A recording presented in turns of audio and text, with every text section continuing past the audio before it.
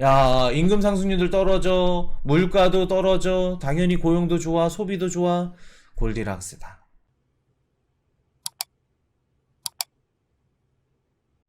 자, 미국 6월 PC 둔화, 미국 증시 상승, 나스닥 깡충. 지금 보시면 6월달 PCE 지표가 발표가 됐습니다. 그래서 우리가 예상했던 대로 PCE 지표 좋게 나왔어요. 7월달 미국 CPI가 좋게 나왔기 때문에 당연히 PCE 지표도 좋게 나올 수밖에 없다. CPI가 좋게 나와서 그 PCE가 좋게 나올 수밖에 없다라기보다도 CPI가 나왔는데 근원 CPI가 큰 폭으로 빠졌죠. 근원 물가가 큰 폭으로 빠졌기 때문에 이거 보고 코인이식 우리 배웠던 거 28일날 PCE 좋게 나오겠구나. 우리가 미리 알고 있었죠. 그래서 시장이 상승을 했습니다. 그래서 미국 증시가 쭉 올랐는데 우리 코인 시장이 반등이 없으니까. 그리고 지금 미국 기업들 실적 발표하고 있는데 인텔 6.6%, 로쿠 31.41%, S&P 500 거의 1%, 나스닥 1.9%. 미국 증시 너무 좋습니다. 상승이 심상치가 않아요. 너무 좋아요. 이렇게 보시면은 지금 뭐 각종 지표들 뭐 CPI, PPI, PC 이런 지표들도 좋지만 미국의 기업들 실적 발표도 좋은데 자, 여기 보시면은 PC까지 뭐 9월 금리 동결 지시 이렇게 되어 있죠. 그래서 9월 달에 있는 FOMC에는 금리를 동결할 필요가 있겠다. 굳이 인상할 필요 없다. 왜? 물가가 빠지는 모습이 보여졌으니까. 근데 이제 우리가 중요하게 생각해야 될 부분 8월달 CPI부터 중요합니다. 8월, 9월, 10월, 11, 12 앞으로 5번 남았어요. 요 5번 남은 미국 CPI가 굉장히 중요하게 될 겁니다. 왜 중요할지는 또 한번 말씀을 드릴게요. 자, 지금 보시면은 뭐 당연히 뉴욕 증시 물가는 이렇게 빠지고 증시는 좋고 소비도 좋고 골디락스다. 경기 침체가 없다. 게다가 PCE 지표가 발표가 됐는데 이번에 3%가 나왔습니다. 근데 소수점 끝트리까지 다 한다고 하면은 2.97%가 나왔어요. 소수점까지 다 따지면. 자, 2.97 이거 누가 계속해서 말하던 물가 지표죠? 기억하시는 분? 2%대 이거 누가 계속해서 말했었어? 김도현님, 파월, 그렇죠. 제롬 파월 연준의장이 말했던 2%대 물가. 소수점으로 따지면 2.97 PCE 지표가 들어왔다고 합니다. 그렇기 때문에 진짜 골디락스다. 좋다. 미국 증시 지금 안 좋을 이유가 없겠죠. 당연히 상승하고 있는 겁니다. 이런 식으로 쭉. 그리고 이번에 봤을 때 PC 지표 이제 보고 이것저것 다 따져봤을 때 이제 그 세부 지표를 보면은 소비 지출이 늘었습니다. 소비가 증가했고 소비가 증가한 대신 그 저축률은 4.3% 감소했다 그래요. 그래서 한 가지 조금 안 좋은 건 뭐냐면 그 우리가 코로나 터지기 전에 2016년도부터 16, 17, 18, 19 4년 동안 그 3년이죠. 이제 16에서 17, 17에서 18, 18에서 19 이제 넘어가는 그 시점이니까 3년 동안 평균 저축률은 7.7%가 기록이 됐다 그래요. 근데 지금 저축률이 4.3%. 그러니까 평소 대비 저축률이 굉장히 낮다는 겁니다. 그럼 우리가 항상 우리 분석하고 예상하는 대로 지금 미국 국민들은 어떻게 하고 있다? 갖고 있는 돈을 쓰고 있다. 쓰고 있다.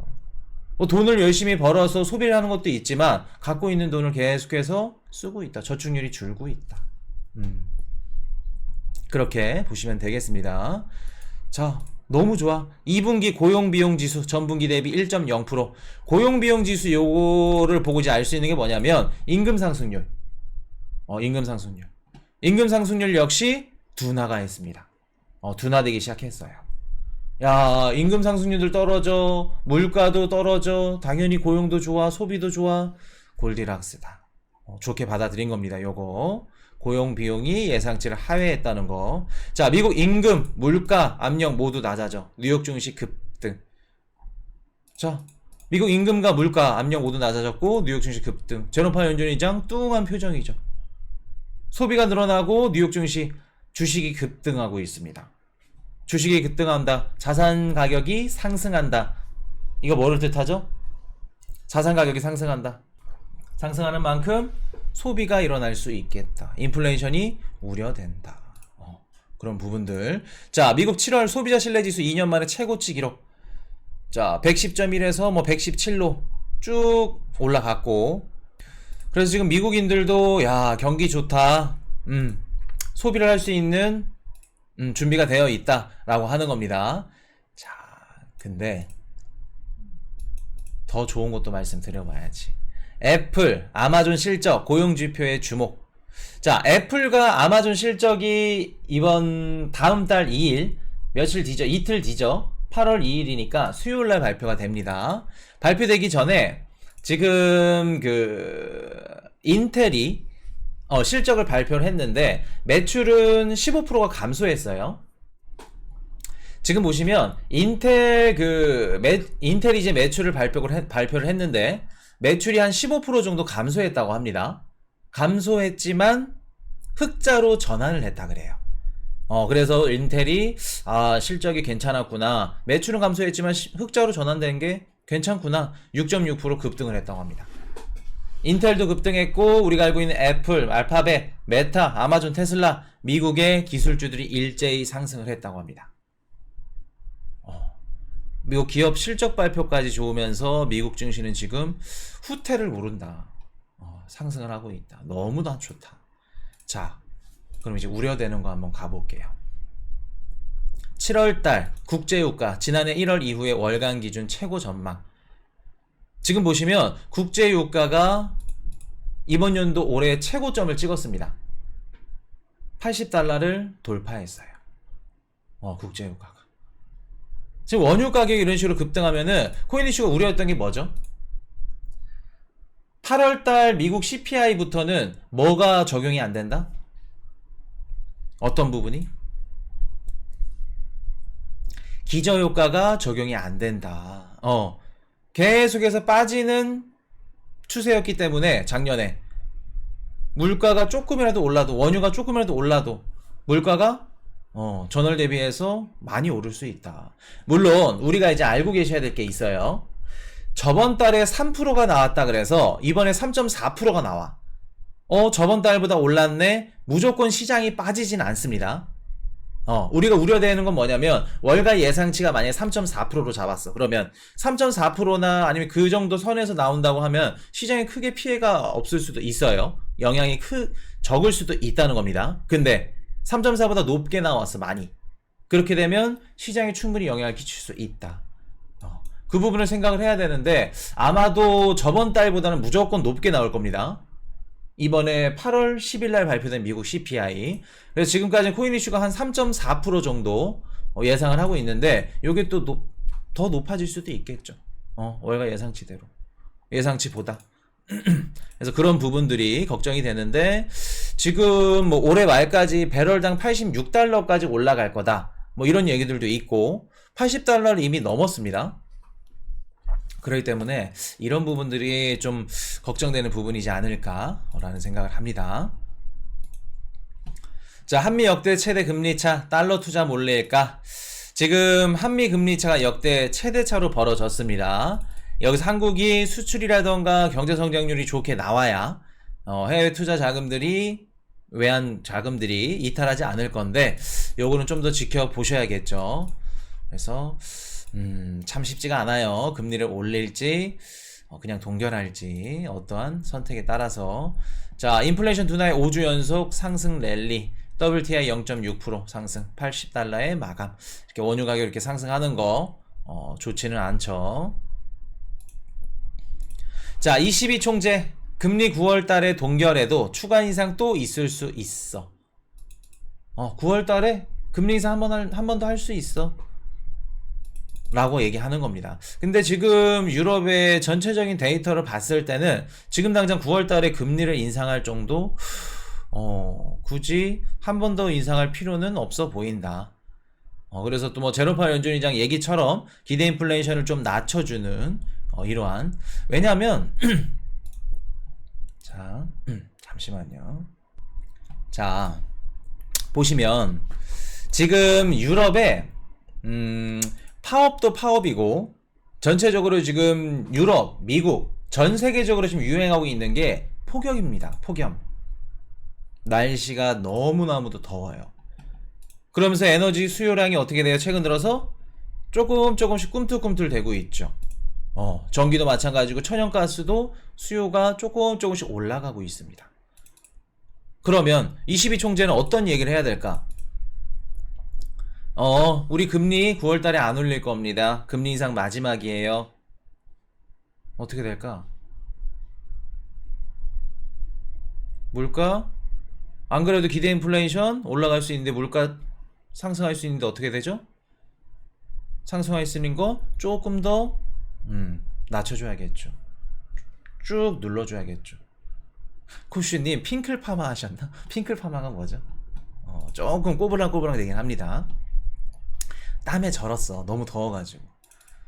방송하기 시작하기 전에 막 오늘 좀 막 사고를 쳐가지고 식은땀이 막 돌더라고요. 자, 다시 돌아와서 BOJ 드디어 수정이 됐습니다. 자, 요거 한번 나중에 한번 뭔가 하나 더 나오면 좀 디테일하게 다뤄드릴게요. 일단은 BOJ가 결과부터 말씀을 드리면 금리를 올렸습니다. 올렸어요. 금리 올렸는데 어떤 식으로 올렸냐? 우리가 일드커브 컨트롤이라고 YCC 정책을 일본은 계속해서 지금 진행하고 있었죠. 0.5% 이상 넘어버리면 장기국채 모조리 매입해줘. 10년물을. 자, 근데 일본 입장에서도 부담스러워.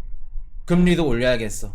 근데 미국이 아직 금리 인상을 뭐 동결했니 끝났니 기조가 아직 정해지지 않았어.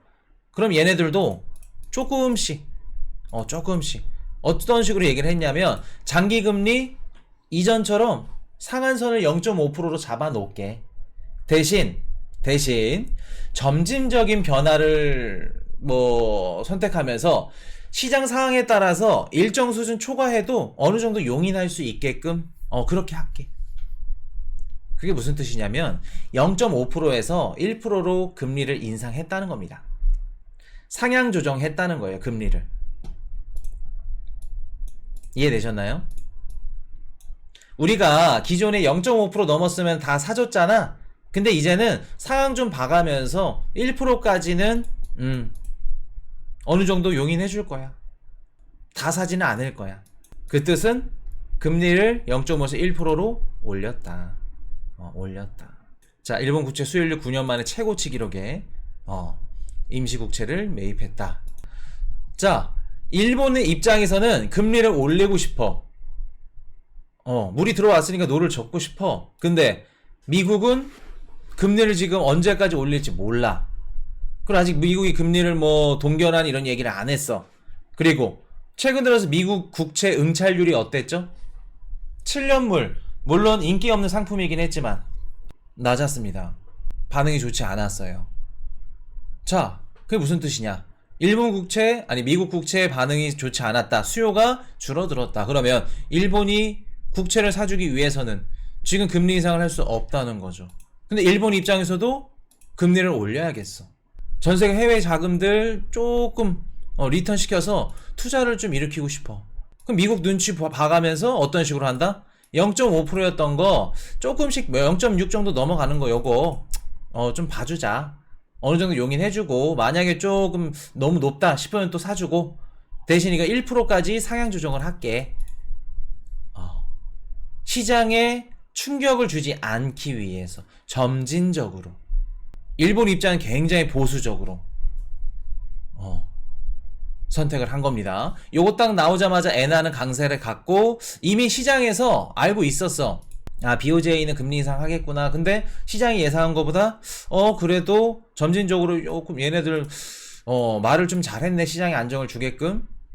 미국 증시는 다행히도 쭉 빠지지는 않았죠.